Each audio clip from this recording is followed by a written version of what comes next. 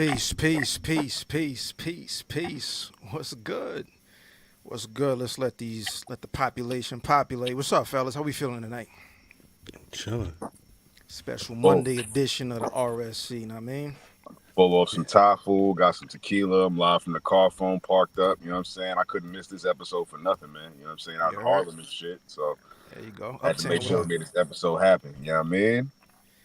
I mean, cheers to you and yours out there. Y'all know what time it is. We're live right now on YouTube, live right now on X. It's 2/3 of the Ringside Club, plus our special guest.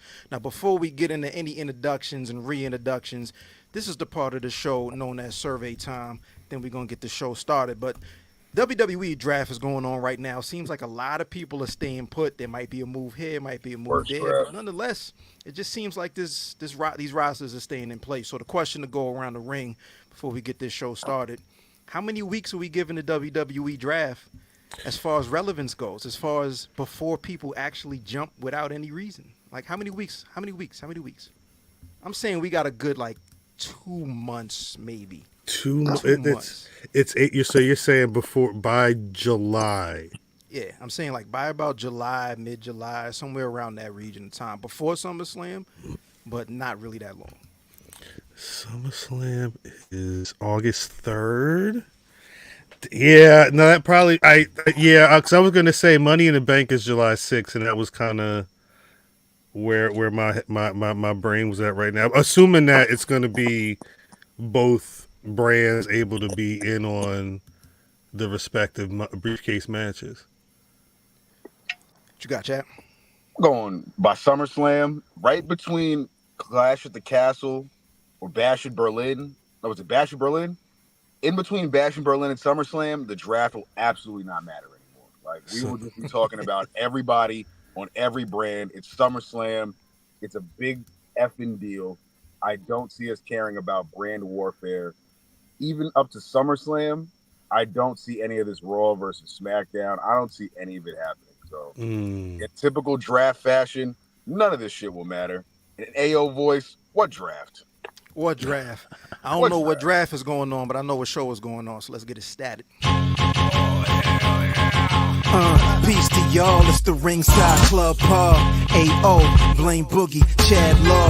The power's back, triple power bomb. The big dog trio in the stream yard. Go outside, hit the venue guard. It's all love when you see us, Lord. Back to the pad, on air for the pod. Ringside Club, intro to the squad. Let the show start.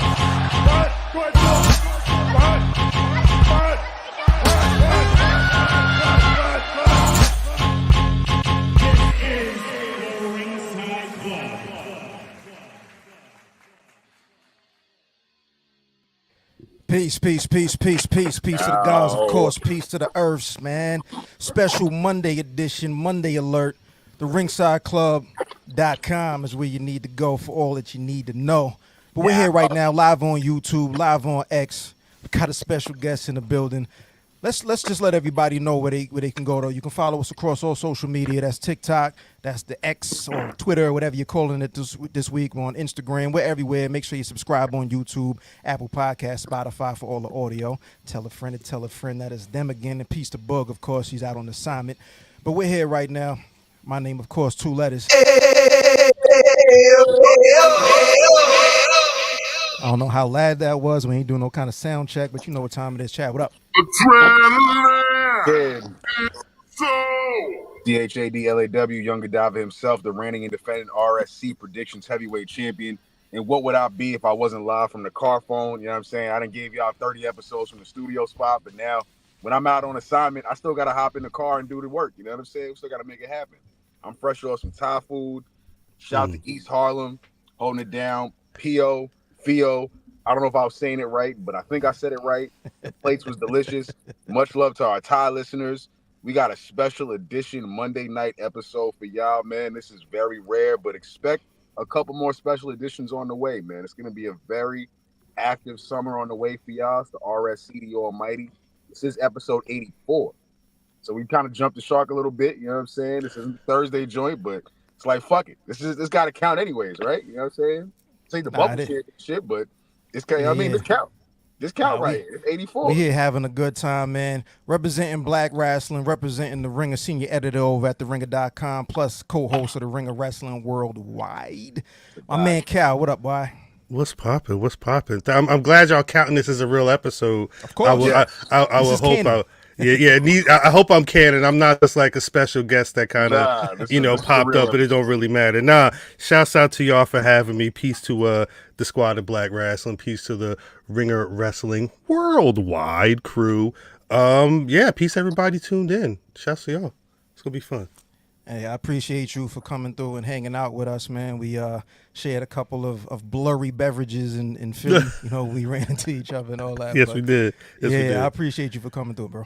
Oh, no doubt. No, I think I don't. Sounds weird. I've been doing. I randomly did a couple of podcasts recently, but I don't normally get to do a lot of podcasts. So I genuinely enjoy when people holler at me. Again, especially after being in Philly and seeing everybody. It felt like everybody who could be there was out. It was good to even if it was a second, just be like saying, "Hey."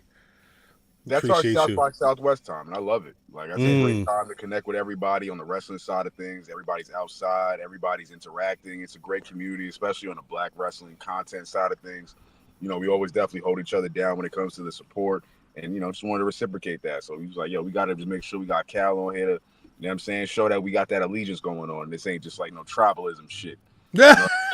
The fucking key word that everyone loves to use, tribalism. You know what I'm saying? It's like, nah.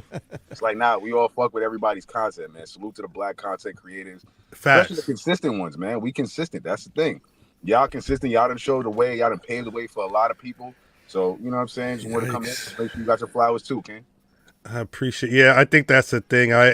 It's funny when I was doing Black Wrestling a bit ago. I don't know if I'm jumping the gun at all, but I was doing Black Wrestling a bit ago, and then I'd stop after I got a particular job. And at the beginning of this iteration of Black Wrestling, some 7 years ago, the homie Fam hit me. He was like, we want to, we don't know if you want to pick this up. We want to do something with it. If you want to be down or whatever. And my thought is always, can I dedicate the time to this? Because if I'm going to do it, I'm going to do it. And we started Thursdays, and it's 7 years later, it's been Thursdays. Now it's Thursday, just live on YouTube and everywhere else, not just, us having a conversation about pro wrestling every Thursday night, Nah, that's a fact. Yeah, that was kind of leading up to what I was gonna. The first thing I was gonna ask was just the background of Black wrestling and how that crew came together. Many iterations of that crew. Yeah. I got one of the OG joints. Oh yeah, that's the second hat that I believe we came out with. We'll see. I'm going to say long story short, but we'll see how long the actual tale is. No, so a while ago I had a blog, and I was writing about pro wrestling on the blog, but the blog was more music, hip hop, and everything related. And I was like, I don't know if the audience is going to rock with this. So I started a wrestling blog called Black Wrestling. Don't ask me what year this was. It was a minute ago. Mm-hmm. And blog space days. It was the earliest iteration was a blog spot. Blog era, man. So I know what's going on. That Two Dope Boys era. You know what I'm saying? Facts. Nah, exactly. From that same space. So I started Black Wrestling, and of course I was really peace to people like Juan Epstein, Cypher Sounds of Rosenberg, Peace to Combat Jack and stuff like that. Like, I'm listening to podcasts all the time. I'm like, I could probably do that. So I was working a job. I had like a regular like customer service job, but like I would take breaks and I would, print out my little stuff, and I would go somewhere. I would record my little, this is what happened in the news. This is what happened on Raw, blah, blah, blah. And I would turn it into a podcast, and I did X amount of episodes of it. This would have been, 2011. I got a 2011, 2012. I got a job. This is when I started working at Complex. I'm like, there's no. What an era to be in with the wrestling space, because I actually had just jumped back into WWE around that time period. It was a time. Post Miz, like when Miz won the WWE Championship, is when I came back to it. Like okay, yeah. I was a TNA guy. During that, yeah, man, yeah. I'm sorry. He was on that island. Facts, that was an island. When we cross over the episode list, like eventually I'll branch off and do a TNA fucking show. You know what I'm saying? For my TNA Allegiance fans out there, but Yeah, I was from '07 to 2010. I was TNA. So like I Facts. stepped away from WWE because I just couldn't. After Shawn Michaels, John Cena, I was like, I'm done with this. Like I'm out of here. Yeah, I I'm out. was. I'm out of the John Cena era. I'd stopped. Actually, I'd stopped watching wrestling for a bit and came back around the time that Randy Orton was real on his Legend Killer shit. Like that time when I remember flipping through the TV and catching him right before he booted Mick Foley at night. That was when I really started getting back into stuff. But anyway, so I got a new job and I was like, I can't do black wrestling. And then 7 years ago, it was right before the Royal Rumble. Well, in between that time, the first iteration of the Black Wrestling podcast, the homies Fam and Math, they had been doing their thing with their own podcast, Piece of the Where's Buffy podcast crew. So they were real nice. They were doing radio, they were doing all types of stuff, and they were like, similar situation. We want to talk about wrestling, but we know everybody else in our pod isn't really rock with it. So, and we remember when you were doing, black wrestling, they were like, are you trying to do that again with us, or can we do that? Or like, would you be cool with us doing that? So I had to think on it. And like I said earlier, can I dedicate the time to do this again? And I realized I was going to be able to. And it started out with us strictly audio. Again, this would have been 2017. By the pandemic, I think we were recording on Skype, but and shouts out to Brian H. Waters. It was we after we did the first. That's the homie. That was peace to him for real. After we did the second BRP 50, he invited us on to Wrestling for the Culture, and that was the first time we ever saw a StreamYard. And once we realized what you get, like, oh, you can get the audio and the video, and we could turn this into the YouTube, and it kind of just blew up from there. It went, we were from not going live and recording on StreamYard and then uploading it to going live once a month, to then adding. At the time, Davis was somebody who we had just met, and he was doing stats for us, and we started adding him slowly onto the show, but like I think within a couple of weeks he was just on the show all the time. Another year or so later, and we got cool with Mimi. I think we had Mimi on the show once, and we're like, nah, this kind of something about this combination kind of just makes sense. Right. So we were rocking with the five of us for a bit. And then I guess it was last summer, Davis stepped away from podcasting and everything in general. So then it was the four of us. We got to kind of build for a bit. And then just recently, DDM, shouts to Dapper Dan Midas, he's joined the pod as well, adding a unique dynamic. So yeah, it's an interesting 5-person conversation that eventually gets to pro wrestling every Thursday. Every Juneteenth, we drop a BRP 50 list highlighting the best in black pro wrestling, mainstream and independent men and women. This year will be year 6. Yes, it'll be the 6th edition this year. Congratulations on that one. That's fly right there. Yeah. That was we actually just recently had one of our first conversations about that. We don't have anything set in stone at all right now, but we're getting to that. So it's going to be busy. Like May's probably going to be very busy just in terms of trying to figure out how to get this year's version of that out to the people. So that's how we knew we had to get you on here as soon as possible. It was like, shit, we figure y'all gonna have a busy schedule, you got a lot going on, so let's you kind of facts. Now you actually booked me at the right time, because like once May 1st hits, we'll see what's happening in the world. I don't know. I'm kidding, but it's gonna be we Juneteenth is the day. It's kind of just what happened, so we got to make sure that it's good and ready for y'all. Yeah, I think this was last year's cover, correct? Mm-hmm. Yeah. Mm-hmm.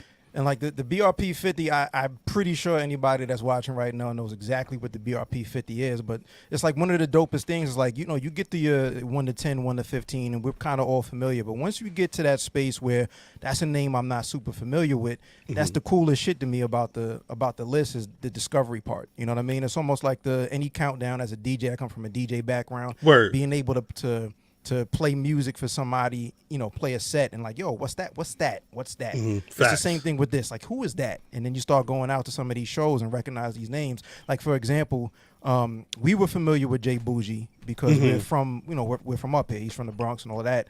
But there's people that may not have been familiar with Jay Bougie until they saw him on the list that are further out, Midwest or wherever else. Right. So that's the coolest shit. Like Darius Carter is a name that I wasn't familiar with until I saw him pop up on the list. You know what I mean? So BRP 50 list every Juneteenth is May to May. You know what I mean? Who had the best year from May of last year to May of the current year. Look forward to that, man. Any early thoughts on the BRP? I know you mentioned y'all ain't really start talking about it yet, but anything y'all doing different than the last previous couple of years? It different. Yeah, I mean, I think I don't want to spill any beans on any ideas that we have, but I mean, there's there's definitely a lot of people have been asking for certain things when it comes to the 50, especially something like a physical edition. And I'm not saying that's happening, but I mean, there's talks about that all the time, and I will see this year if we can get that into motion. But yeah, I mean, my main thoughts about the 50 are kind of just like, peace of math. I see you in the chat. We are kind of stressed. No, I mean, the early thoughts is it's just interesting conversation. It's like, how do you rank a Willow Nightingale who's had like a very amazing year versus a Trick Williams just won the NXT championship. Right. You know what I mean? You mentioned Darius Carter.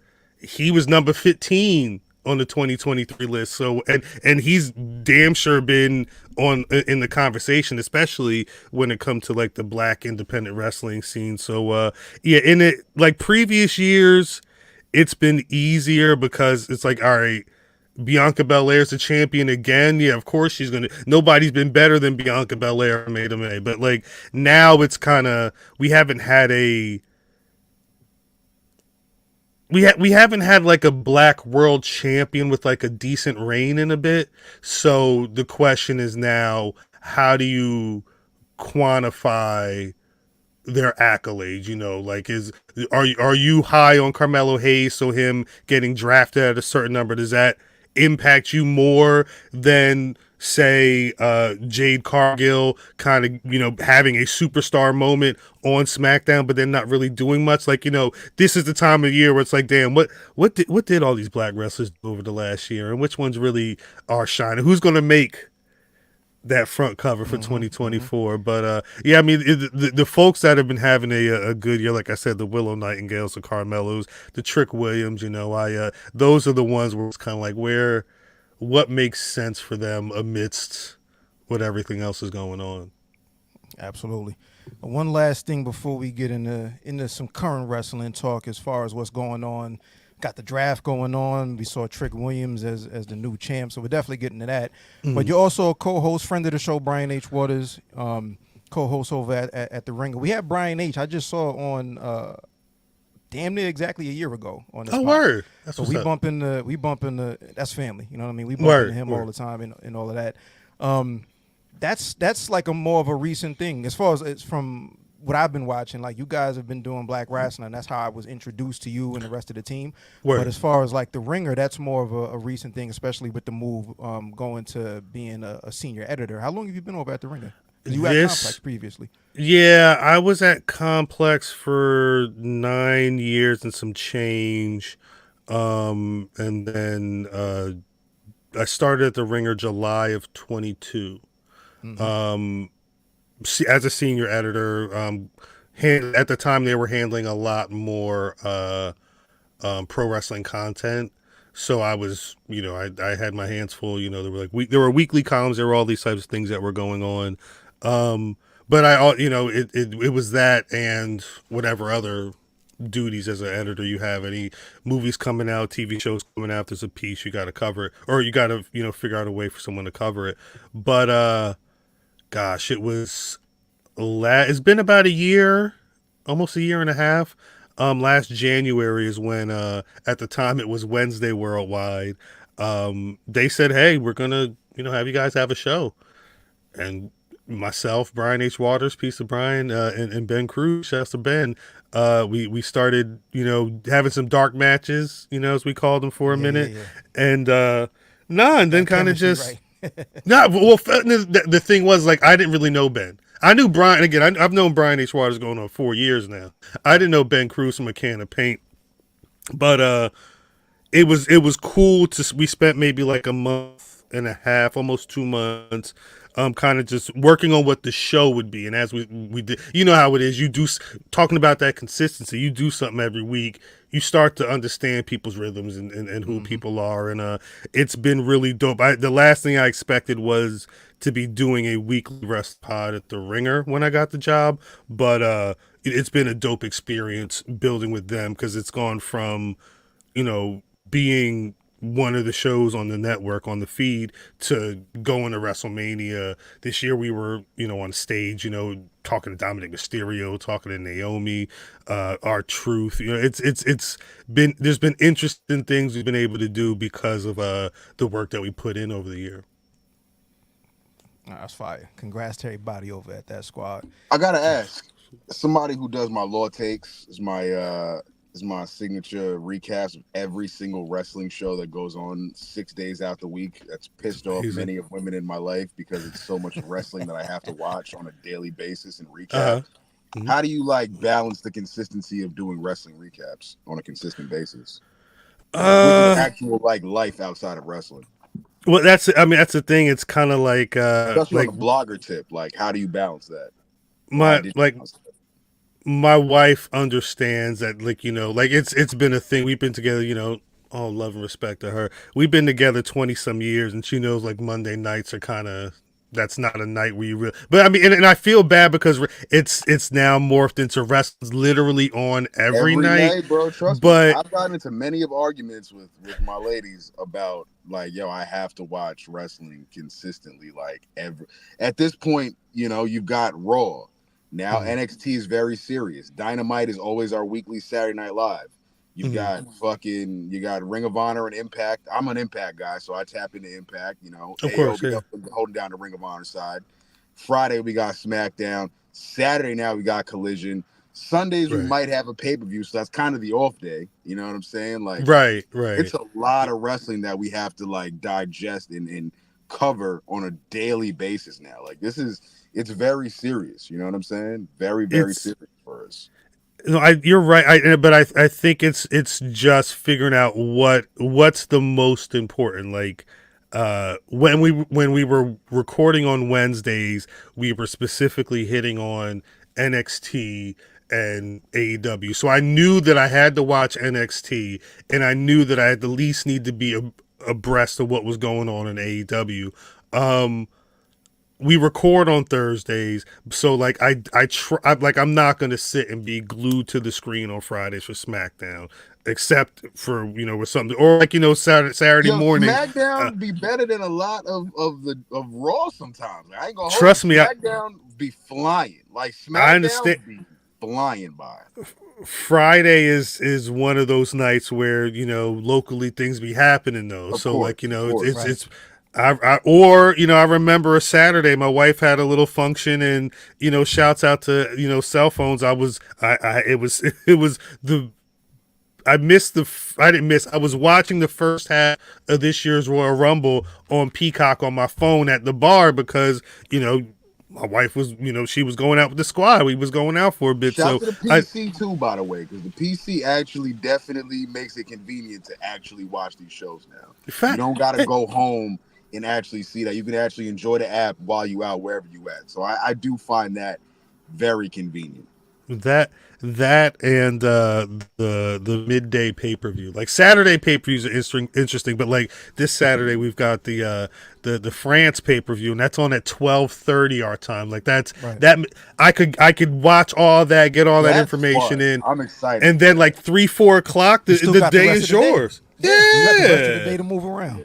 I love it. Yeah. That's gonna be fun. Yeah. NXT, we got a new champ. Trick Williams officially is the brand new champ. What's really cool, right? So y'all had the mock draft over on the Ringer, and everybody kind of had to build a roster. You picked 20 or whatever. Trick Williams was your number one pick. So yes, he's a guy that you've been you championed him literally. So now that he is the champ, what are your initial thoughts on Trick Williams being the guy, being crowned the guy over in NXT right now? Well, I mean, again, we were talking about the BRP 50 earlier. When I think about literally last year in LA, the conversation was I saw them for having literally sitting in the interviews. Melo's a champion, Trick's his guy. And it was all about getting Melo to where he needs to go, and Trick being right next to him. Riding. Not want to say riding away, but being a good homie, Soaking assisting up the game. champ. Soaking up Exactly. game is what he was. And I call it just soaking up game for what Trick was doing. That's all he was doing. He was just understanding how to move like a champion. To the point where when John Cena was around and there was a little bit of back and forth, he was like, when did you know it was time to call your shot?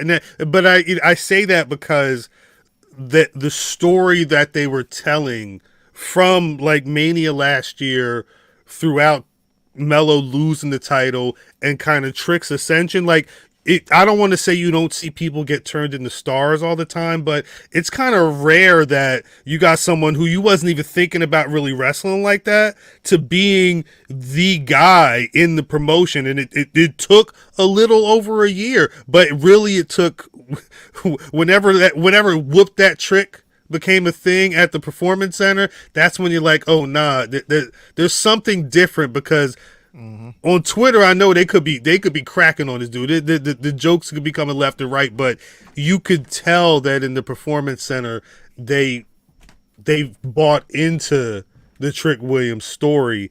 And is Shawn Michaels the Booker of the Year? I don't know, but I do want to say Shawn kudos Michaels is for the culture. You know what I mean? He's for the that culture. story.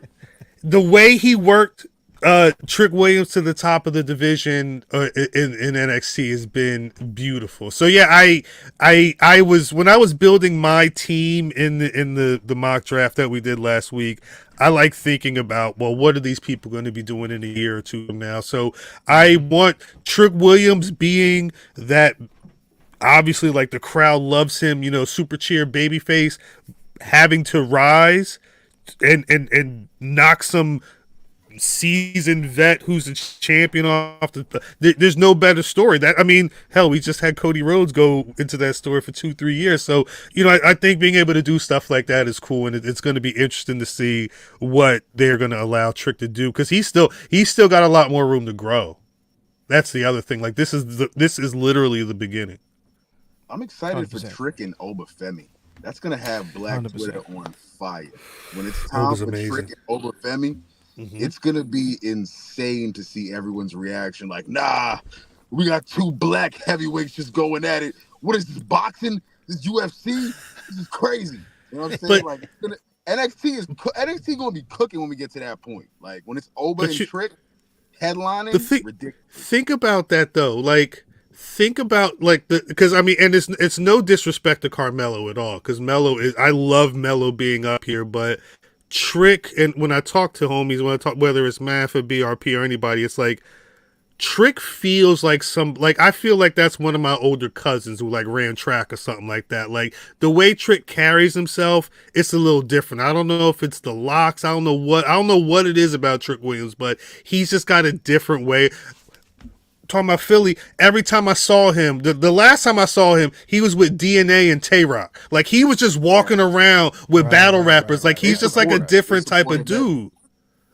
It's just one of those things where when I see Trick, it feels like the future. Like, I can stop watching pro wrestling right now, and the future feels like it would be bright, because I know, they're gonna invest some time in him, because they could see potential in him, which 20 years ago, 30 years ago, before any of us was doing any of this content, we wasn't seeing stuff like that. Not with the Trick Williams.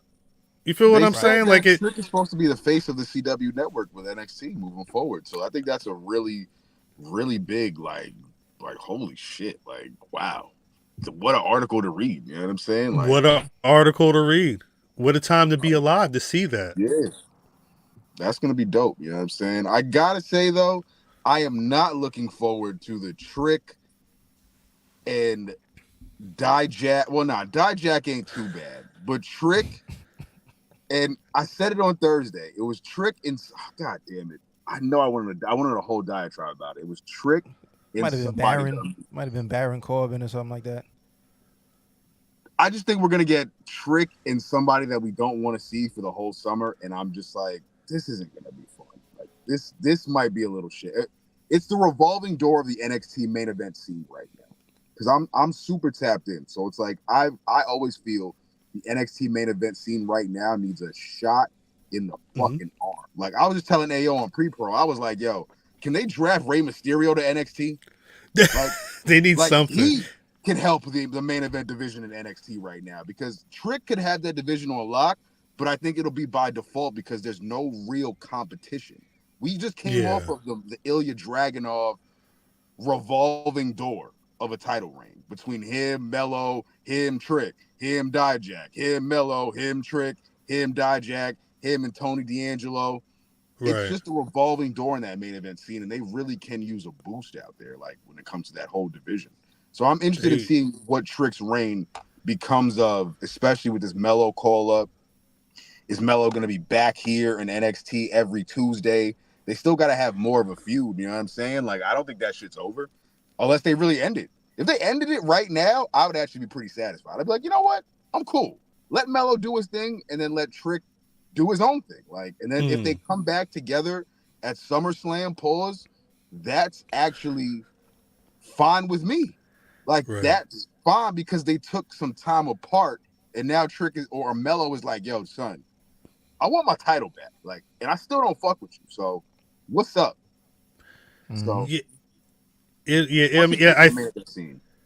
I agree that NXT needs some bodies in that main event scene. I think that it was really telling because Stand and Deliver, say, bro. Like that's crazy to say. The main event scene, like the mid card is perfectly fine. The tag division stacked. Women's division, women's division is maybe that full. Main event scene is like, can we get some help? Well, I think when we're seeing like the flip side of a year of telling good story. Like what you were talking about, that Dragunov revolving door, that story really was Dragunov is champion. Melo's pissed because he's not champion. He's blaming his homie, and his homie's thinking maybe I want to be champion. So it's really like a triangle of those three, and it's captivating television. But remember what happened when they said we're going to go with Tony D'Angelo versus Dragunov. Not only did nobody care, but they told that story the next week. They picked them. They had Dragunov in the trunk of the car, and they was going to let him off the bridge or whatever. That story was done. They had dude fight later, but that story was already told, and that's why they let Melo and Trick rock in the main event, because that was the real main event. But I think the flip side has been, aside from a Dijak, I guess if you want to throw a Sean Spears or somebody in there, I think he's out of the Retribution guys who survived. Dijak is actually somebody to me that's like, all right, he's good, but is he gonna actually do something that matters? Because he hasn't won anything that matters since he's been in NXT. I think the other question you need to be asking is, because like I said, Trick is amazing, but Trick is new. You're gonna need a body or two, just like lead that dance, just like Cody Rhodes. I'm assuming that's why they chose AJ Styles. That first program needs to be with somebody who can say, "Hey, I got you. Don't worry." That's why I think Melo. They had the 2 matches with Melo, because that at the very least showed Trick, well, this is what main event wrestling is in NXT. This is what you're going to have to do. These are the type of exchanges you're going to have to go through. Now he's going to... Baron Corbin got drafted up to SmackDown, huh? That cage match felt he went up? That. I ain't even going to hold you. I didn't even see. He went up? I'm not sure. That match felt like a minute. Like that. I watched that match and I was like, yo, I'm here. It was kind of quick. This match is going on, like, it was. Minute. Like, it was. This shit gotta stop soon. Like, it's gotta stop soon. No, it gotta end push soon. The button, like, please. You know what I'm saying? They dragged that cage match with Melo and Trick till the fucking wheels fell off, and I was like, yo, all right, now Trick is gonna win the world title, and now what happens next for the Trick Williams story? Because it can't just be yo, me and Carmelo every trip. You know what I'm saying? Nah, Like, yo, yeah. we gotta switch this shit up, yo. Like, Melo's gonna do his own thing on SmackDown now, and like Ayo said, But I yes, agree though. Baron Like Corbin's on SmackDown now. from the standpoint of like making sure that you have a dance partner that could lead. You know what I mean? You hit it right on the head as far as like putting AJ Styles with Cody. The interesting thing I think over the next week or so, they're saying that these rosters don't lock until next week. I think it's Right. like May 6th, right? May 5th. Yeah. Cinco de I Mayo think it's May is on 6th, Sunday. yeah. It May 6th, right? So they're saying these rosters don't lock. So what happens? Does that mean like after the drafts, do we have trades? Like who's going to? It's like people are gonna pop up in NXT. So if we see some veterans, you have to assume that those are going to be the people that are lined up for Trick at some point. You know what I mean? Right. That Yes. end up in NXT. 100%. Last thing on the Trick Williams, like with that mock draft that you guys did, seeing as how you picked him 1st, but that was a WWE draft. If you open this up to pro wrestling, period, and you have to do the same thing, pick 20 or whatever, is Trick still your number one? If so, why? If not, who? Is Trick still all right, if I'm being smart and this person's available, I would probably have to take if we're doing America, I have to take Will Ospreay as my number one. I don't think, and that's only because I don't think Bryan Danielson's trying to win a match ever again this year. But He's on to put everybody over World Tour right now. facts, and I'm with you. It's pissing me off every time because I know you can win these damn matches. I seen you done it before, but no, there's something about Ospreay, and again, I don't know what to the extent of whatever injury scares he was having before. It sounds like he's about to go off, and it sounds like he's about to be champion over there. I don't want to say soon, but if he's not an integral part of that main event scene by the end of this year, I'll be very surprised. Yeah. So, I think he would be. A lot of people were surprised that nobody took Roman Reigns as number one. I think if you open it up to AEW and Impact and all these other feds, Will Ospreay's got to be like a number one pick for a lot of divisions. Yeah. Right. All right, so here's the rundown as far as last I saw with this draft, because this draft is pissing everybody off. Right? Tonight on Monday Night Raw, I got the first round. Yeah, what draft? I got the first round and the second round. If there is a third round, I don't know who's on it. Really doesn't fucking matter. Right. First round, Gunther and Ludwig went number one to Raw.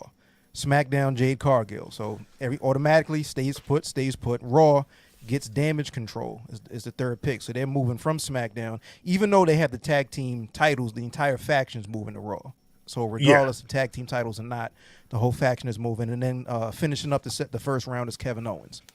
Second round, Punk stays on Raw. Bobby Lashley on SmackDown. The whole crew. So him, Street Profits, they're all on SmackDown. So they stay put. Punk stays put on Raw. Braun Strowman is on Raw, so I'm assuming he's probably medically cleared, so that's a return, not necessarily a move. And then finishing up Tiffany Stratton. She stays on SmackDown. This draft is pissing everybody off because nobody's going anywhere. My solution to this They would trolling be, us. That's what it is. They're trolling us. They're trolling us. My solution to the draft is to draft up from and just leave SmackDown and Raw. People move back and forth however they move during the year. Let's do 3 rounds, first, second, and third. People come up from NXT, and that's the draft. But what's like Instead, nobody's moving here. Ava's just standing there with a dummy face on and just Ava's smiling, just happy right here. Like, what if? Go ahead. Like, is something supposed to happen tomorrow? Are we getting tomorrow on NXT? Are we getting a draft? Nah, nobody's being drafted to NXT. So we're not even getting a draft show at Spring Breaking Part 2. We're not even getting we're getting They'll probably celebrate like Carmelo, celebrate Kiana, and whoever else went up, but then because they still got. I think there's at least 3 matches booked for tomorrow night, so they still got a rest of a spring breaking to do. Yeah, it's nuts. I think the most interesting thing that's going to come out of this draft is whether people move between now and next Monday, like who pops up where, that kind of shit. But yeah, I wish I could see like them actually take a draft, actual NBA or NFL draft approach and barter a trade. Like if Nick Aldis and Adam Pearce sat down and were like, yo, I just got Braun Breaker here. Like, please let me just keep him, and you can take X, Y, and Z instead. Like, I would love to see that type of like, even that little bit Right. of detail. I think would be pretty dope to be like, you know what? They traded off their pick, and now they're gonna get this guy because Yeah. it's like a real sport. It's like we don't watch the drafts for the whole entire drafts. We're watching to see who the Jets and the Giants are picking as New Yorkers. We're like, all right, who's number one? Who's number two? Who's three? Who's four? Who's five? And who's going to the Jets and the Giants? And if the Jets and the Giants get 1, 2, 3, or 4, 5, I'm probably not going to watch the rest of the draft. Like, Exactly. Yeah. but there's only but 3 brands, and 2 of which seem to be the focal point. Because I don't think anyone's got drafted to NXT. Ayo, So I'm saying nobody's going to. It doesn't make sense if they're still developmental. It doesn't make any sense for somebody to be drafted. Nobody from the NBA is getting drafted to the G League. You feel me? So it's not necessarily that. It's somebody. Everybody should be coming up from NXT. But Rey Mysterio needs to go to NXT. I'll tell you that right now. It's funny though. Cut this Latin American division shit short and send Rey or somebody credible to NXT. Damn. Like and NXT's a credible brand until you got to draft somebody to it, and everybody's, oh no, not me. yeah. It's like, nah, my G. Those I'm not contracts going down there. B. I mean, Natalia going down there to do a whole. They doing a NXT Underground match tomorrow night. Cal, the Good Brothers just went back there to like establish their name, and they're back drafted on SmackDown. So my mind was already blown. I was like, I hate this draft so much. Like, I hate this shit, yo. Right. Well, I think a lot of people, the intrigue, I think, for people who pay attention, although it really doesn't matter, was, oh, what's going to happen, because SmackDown's supposed to be moving, and then Raw is going to be on Netflix. So I think a lot of people's thoughts were, are they going to make some crazy jumps or whatever? But once they said that all the champions stay put, I was like, oh, and then when it was the champions stayed put, and then when I saw that they were grouping the factions together, I said, oh, they're not really trying to do too much of a change. They're gonna, I'm assuming I don't know if I've heard anything on what Dragunov has done yet. I would not be surprised if Dragunov gets drafted before the end of Raw, but yeah, I can't. I do like the idea of. And it doesn't even. It could be like Wednesday, Thursday, breaking news. Nick Aldis and Adam Pearce. They discuss some 3 or 4 person trade that involves people coming up from NXT and all this. Like, if you want to make it feel like a sports show, do some sports show shit. I'm surprised that WWE hasn't created their own Wojnarowski or their own Sean Ross Sapp. Like, take advantage of this shit. Sham. You know what I mean? Well, Sean Ross Sapp is like Sham. You know what I'm saying? Like, no. I mean, like, in kayfabe, you have somebody who gets over there breaking news from WWE, like, is part of WWE, but breaks the news on their, their socials. Roberts? Like, why not do that? I mean, I think there's people that they could definitely utilize, but I don't know if that's what they do or plan on doing for whatever reason. Here's the third round right now. Oh, just drop. Yeah, I was about to say. Third round, LWO goes to Raw. Legado del Fantasma stays on SmackDown. Drew McIntyre stays on Raw. Shinsuke goes to SmackDown. Shinsuke going to SmackDown is a good. That means Shinsuke is lined up for Cody at some point. That's what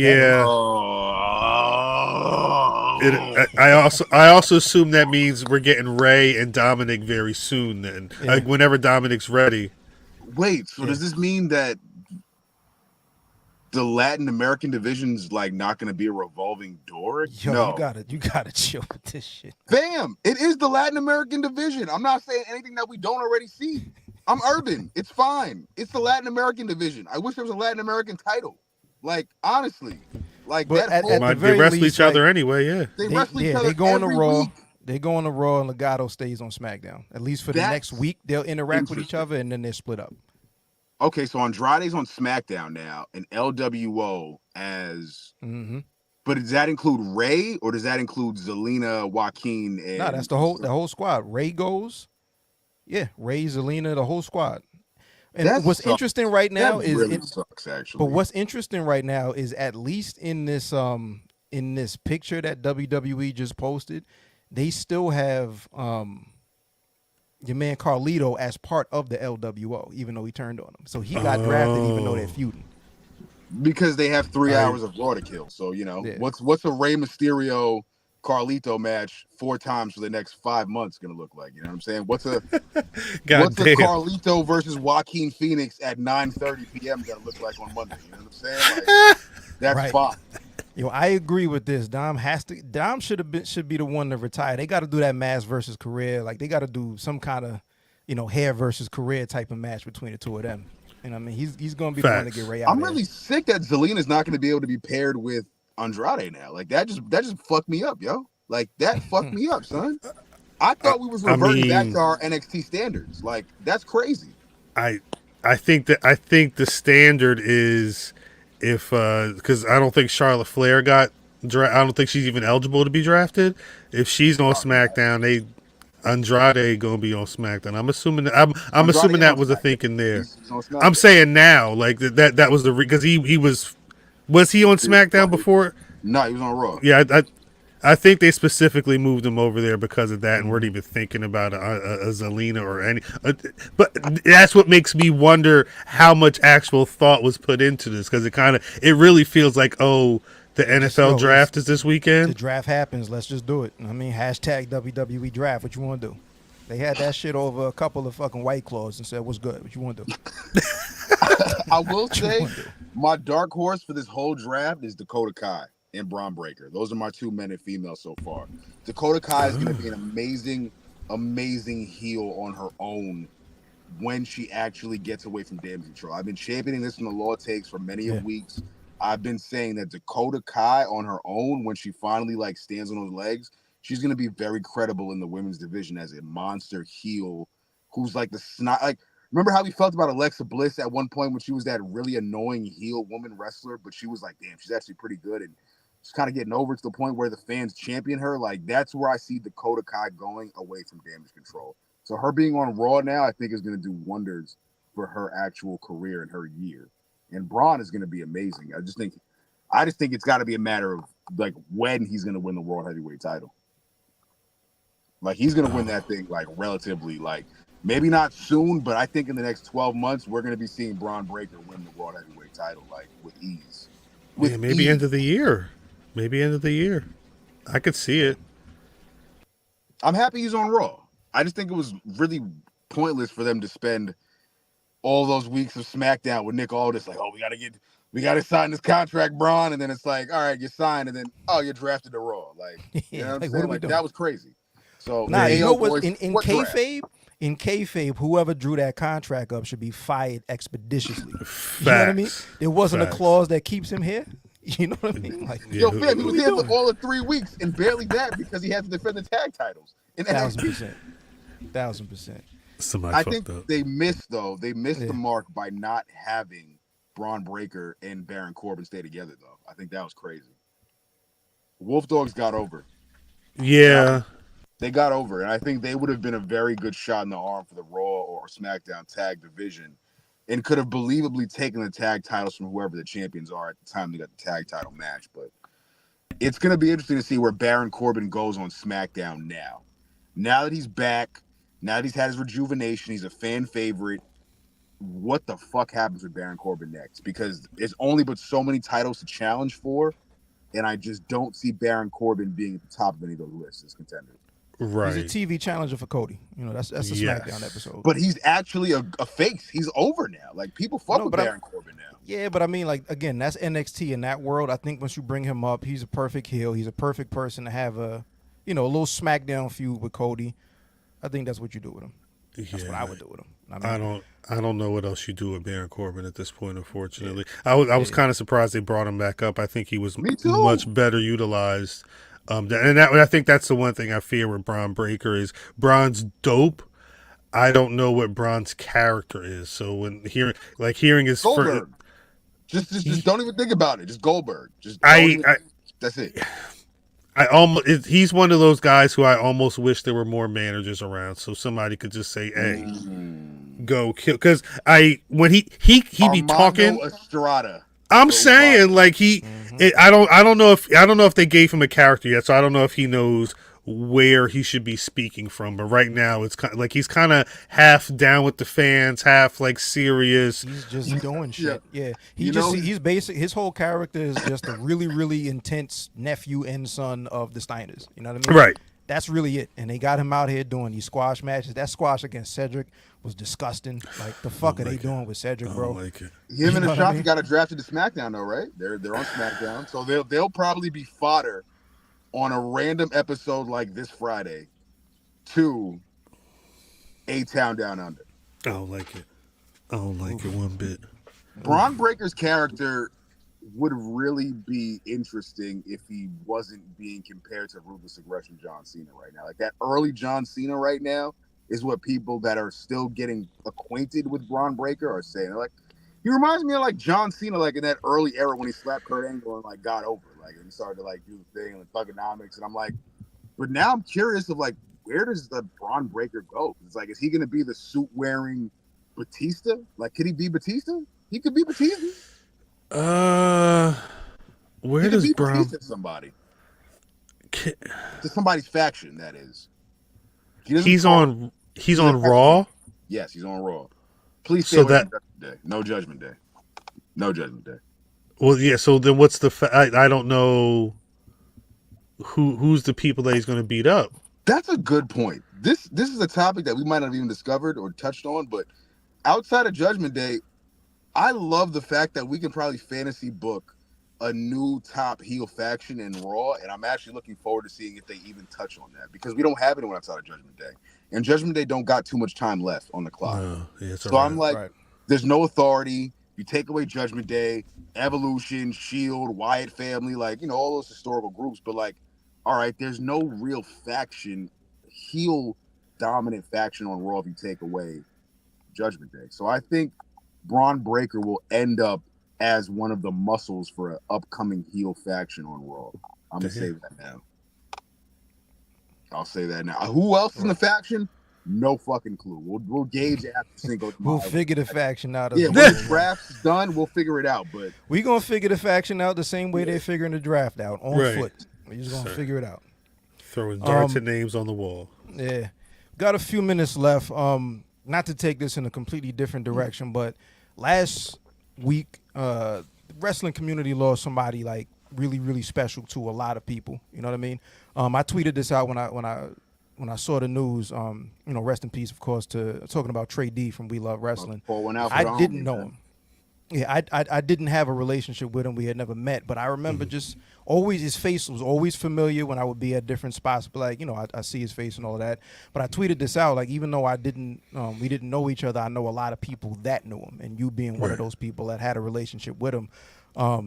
What can you say as far as like the importance of him in the community, as far as like who he was as a person? Just some words or whatever to, you know, show some love to Trey D.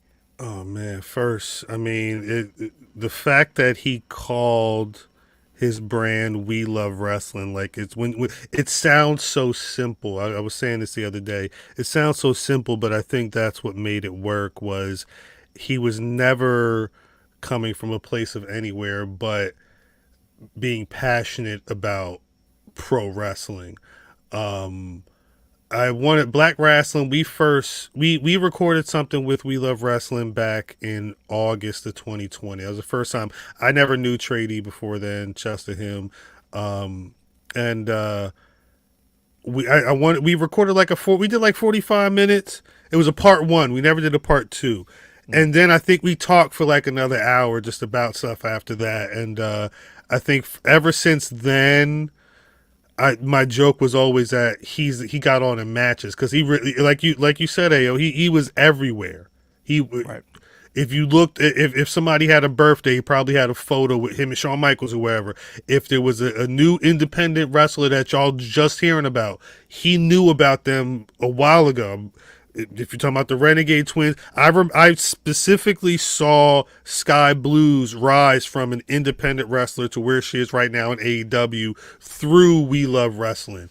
And I don't know who's got access to his YouTube right now, but the last time I saw him, we were having a conversation before recording. He showed me his phone, and he had a whole bunch of matches up on there. Like, he was just at them shows, getting that footage, understanding what wrestlers made sense, and then trying to shine a spotlight on them. I think the void that's left in this content thing, because of King Trady not being here anymore, it's a very large one. Black wrestling, we gonna try, but I think it's really one of those things where the community, that idea of, let me backtrack. When we first started Black Wrestling, the BRP 50 at Black Wrestling, the idea was originally we're gonna do 100. We about to do 100, but to make a credible list, 100 wasn't making any sense. And now going into 6 years, like we're at a point now where we could probably do 100 or 150 we wanted to, because there are that many dope black wrestlers that we're able to see all the time. And a lot of that is because of the work that King Trady did. We wouldn't have been able to see some of these people or understand who they were without him putting the footage up there and then having the conversation with them to help you open your eyes to these people. And to the point where, and forgive me, I don't remember what year we started, but we started incorporating a portion after the BRP 50 called literally after the 50, where it was 10 more names of those performers who would within the next year or so probably going to be making the 50. And a lot of times that happened. Jay Bougie was one of those. He was in the after the 50, and then he was number 50 this past year. So I think it's a tremendous loss to the game that I think a lot of people aren't going to realize yet. But those who knew King Trady, love King Trady, we're going to miss you, because if I love wrestling and you love wrestling, that means that we love wrestling. Yeah. So rest in peace to King Trady. Yeah, man, rest in peace to him. Make sure y'all check out his YouTube page. Like, this right here is a picture of him getting that 100,000 plaque. He's at 250,000 on YouTube right now. You know what I mean? Working. So that YouTube page was absolutely moving. And there's still his merch over at the ProWrestlingTees.com store /We Love Wrestling. So hit that up. And of course, like, condolences and love to all of his loved ones and friends and family and all that. But I just definitely had to just get your thoughts and all of that, because us being in this community and meeting a bunch of people, and we saw like a lot of love, but because we didn't have a one-on-one relationship. That was another important reason to give this space or whatever, for somebody that did have that interaction with him. But yeah, rest in peace to Trady, of course. Much love. R.I.P. Trady. Of course. You, King. Absolutely. Khal, before we get out of here, because we've been on for roughly an hour. Word. You know what I mean? I got a quick question. There was some really random things that occurred over the weekend, wrestling related. What's more random, right? We had Alberto Del Rio. He goes down to AAA. He wins the AAA Mega Champion. Nick Nemeth, pardon me, beats Alberto Del Rio. Yo, Alberto Del Rio and Nick Nemeth being confused is fucking hate. No, That right? is crazy. He wins that while he's still a champion in New Japan, who's affiliated with CMLL, who's beefing with AAA, right? So Right. Nick Nemeth is that. So that's one. I got 3 for you.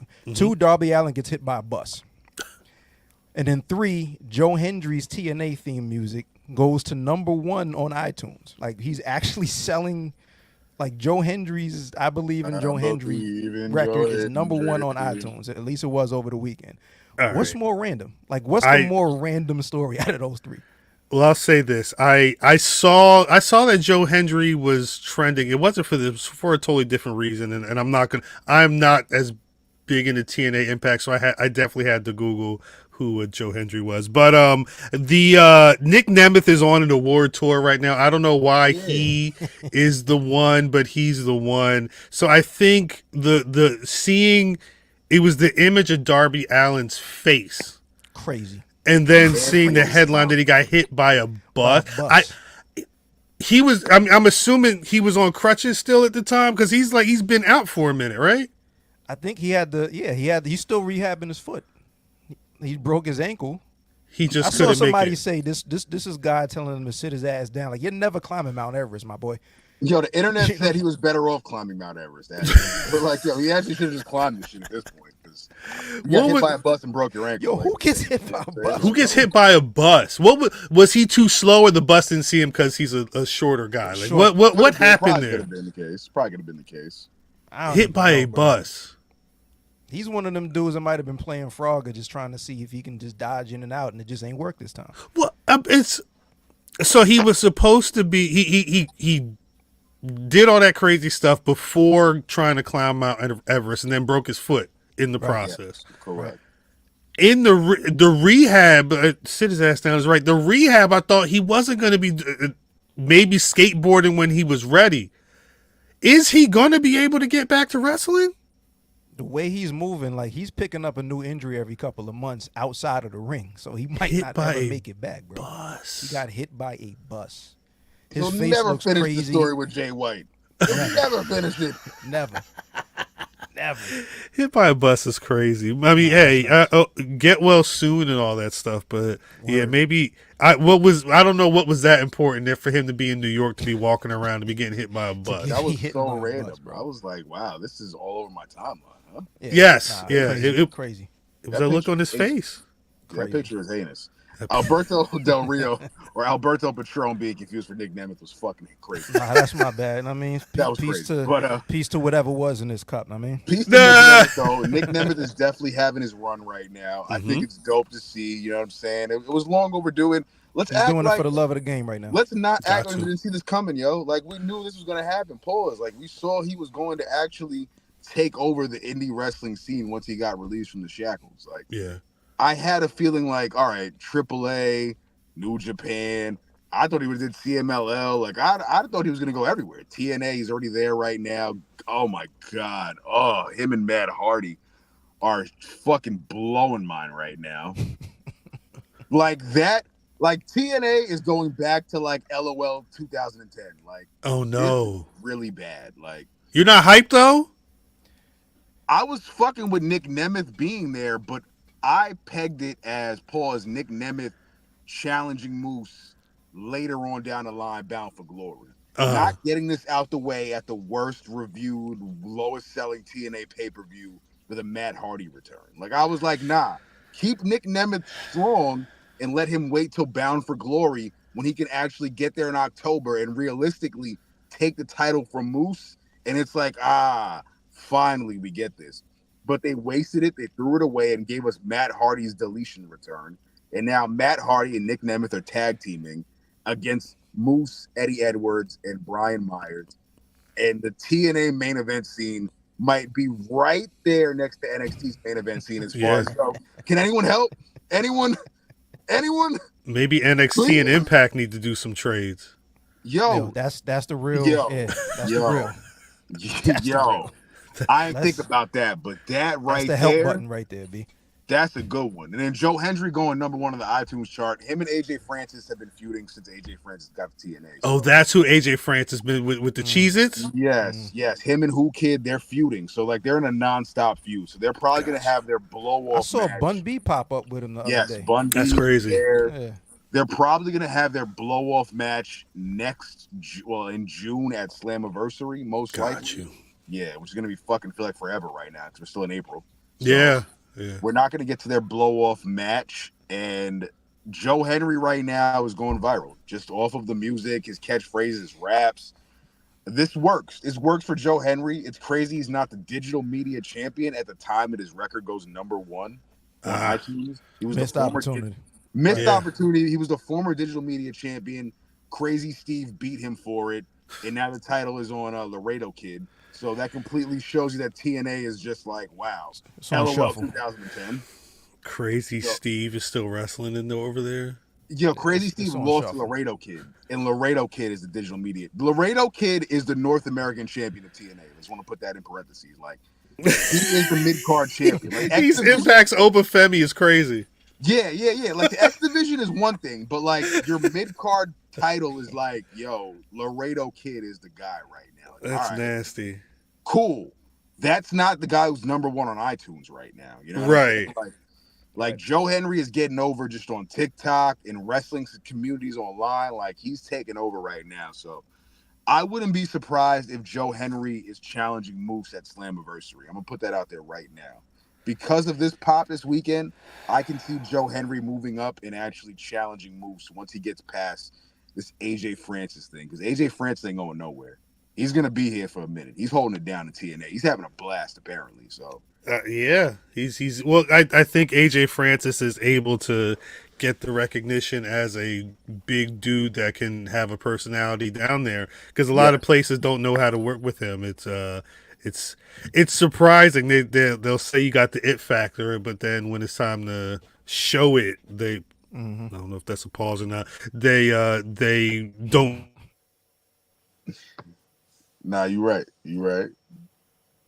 I get it. Yeah. And Tech turns heel once again. The it factor. Once somebody else but me hits the pause, that's when they really pause. That's crazy. That's That's a fact. That's a fact. Joe Henry. They don't miss. Never miss. That choke slam is mean. Yeah, his chokes like AJ's getting over, but it's just like, his matches ain't the best matches. You ain't there for AJ Francis matches. You're there for the personality. Right.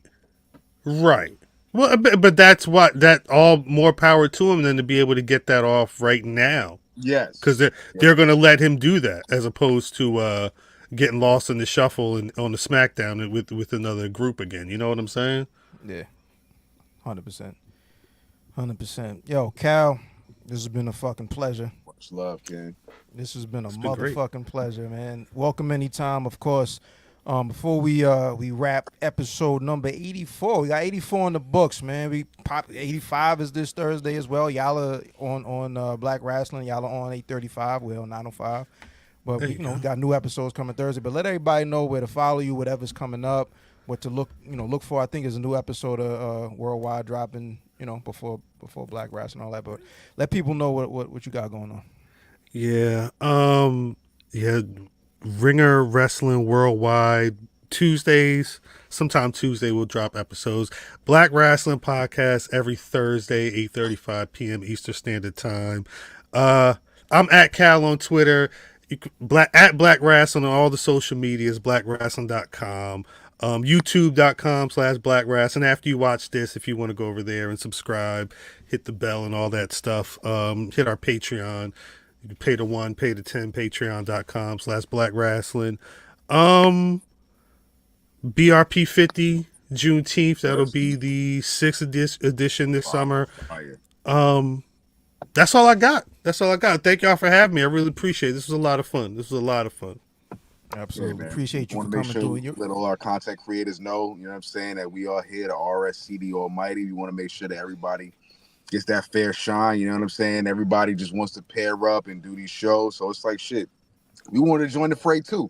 We see these collab episodes happening. We're like, shit, we want to get down too. You know what I'm saying? We got 84 in the tuck. Like, why not? We here. We are a staple in the Black wrestling content community. So we are definitely making sure everybody knows what's going on. And we shining light and giving roses as well to those that have definitely come before us, and have been great staples in the community as well. So with that said, man, Khal, much love, man. Thank you for coming through, man. Sure. Much love to the Black wrestling community and the gang, man. You know what I'm saying? The Ringer squad. Salute to y'all. Absolutely.